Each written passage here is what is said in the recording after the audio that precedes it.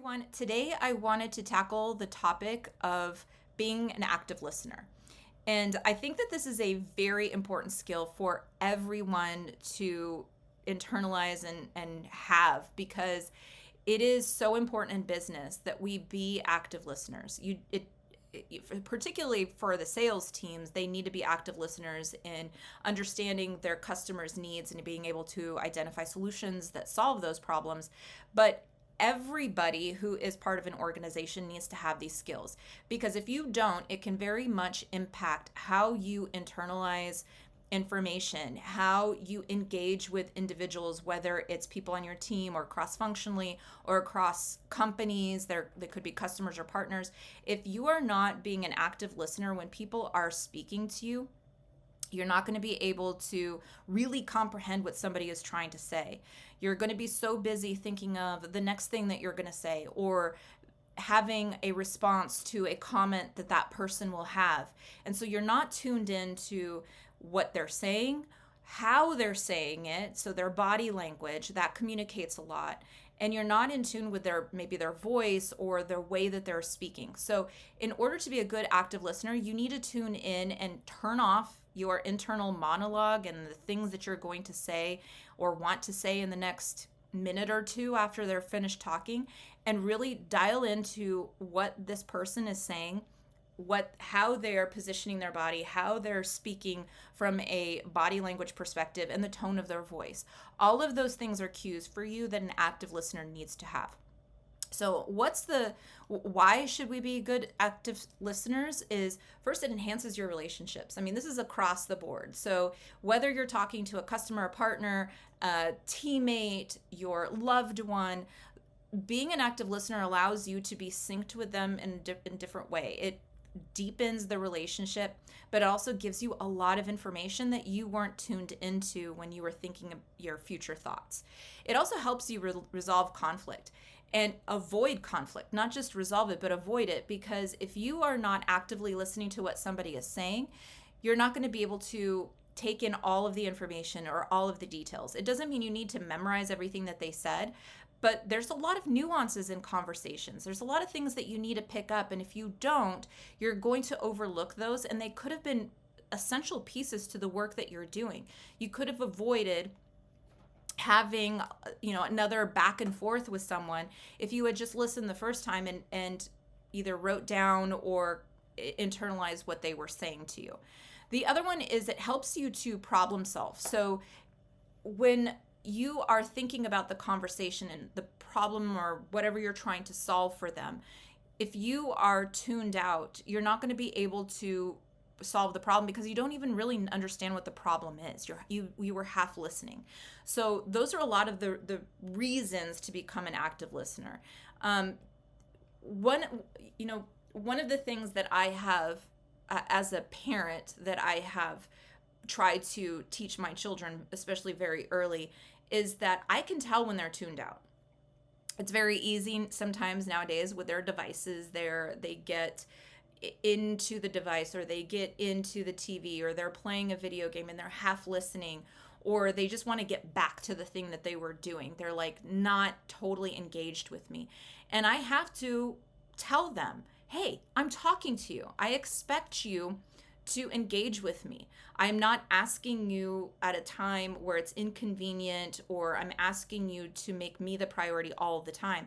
But in this instance where I'm talking to you and I want to have a conversation, engage with you, you need to pay attention, because I'm tired of repeating myself. I am tired of asking for things to be done or things done a certain way, and you are off doing something else or thinking about, the next sports game or the past sports game and how that went. Turn off those internal things. Listen to what I'm saying. And sometimes I ask them to repeat it back to me. Now, while that's my parenthood, I can be very transparent, very blunt with my children.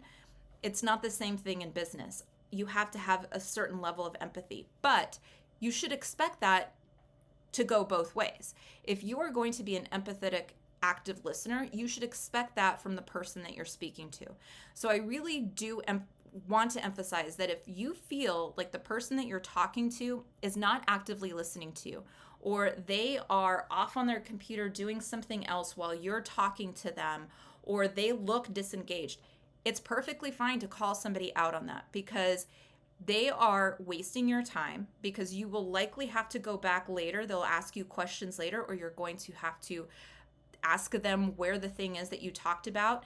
So don't be afraid to say, hey, I don't feel like you're really listening to me. Do you mind setting aside the other things that you're working on and just listening to this conversation? It would be really great from a respect perspective that I'm engaged. I would like you to be the same way. There's very diplomatic ways to do that, but it is an expectation you should have of the person that you're conversing with, that they pay attention to what you're saying. So, and it's in the best interest of the company, it's the best interest of your relationship with them for you to command that type of respect and give it in return. So some of the things that I would say in order, tips to be a better active listener, is practice mindfulness. And that's not a hokey term for like, oh, let's be present all the time, but that's what you want. You have to have is be present in the moment. You will have time to do the things. You may not have a lot of time, but you will, if you've set aside time to have a conversation with someone, respect their time. Don't be looking at the next future thing. It can be very difficult if you've never practiced that before, but try that mindfulness. Be in the moment, be listening to whoever's speaking so that you can do a better job with your own work.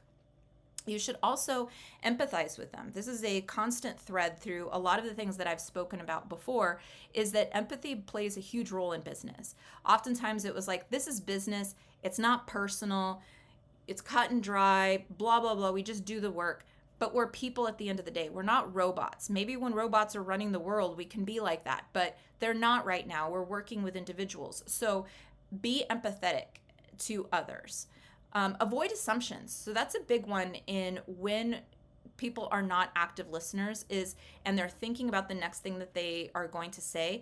They have already decided what you have said to them. They may ask you a question, you're giving a response, and they assume that they already know the answer, or they know the direction or the thing that you're going to say. And that's not fair to you. It's not fair to them. Making assumptions ahead of what somebody actually says or clarification is not going to work. So being an active listener, you have to set those assumptions aside and actually listen to the person and stop applying your opinion to them. I would also say be patient. So if someone is not naturally an active listener and they don't do that on a regular basis, have patience with them.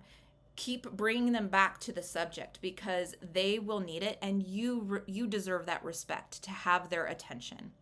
And if you are not a good active listener, pay attention to others who you feel are good active listeners, who ask questions based on the thing that the person said. It's okay if somebody asks you a question and you pause and think about it. It's okay, because we are not all, like I said, we're not robots. We always don't have that answer readily available as soon as someone asks it. And if you need time to think thoughtfully about what your answer is going to be, ask for that. Learn from others. Others will do that. They'll pause and they'll intelligently think about what their response is, rather than just blurting something out that they may have to take back later because it wasn't thought through. So those are some of my tips for becoming an active listener or helping others become active listeners. We all deserve the respect. Our time is not more or less valuable than others. And so we need to be able to communicate well with each other and make the most of that time. So if you have any questions, let me know, and I'm happy to talk about this subject in more depth if you want. I'll talk to you later. Thanks. Bye.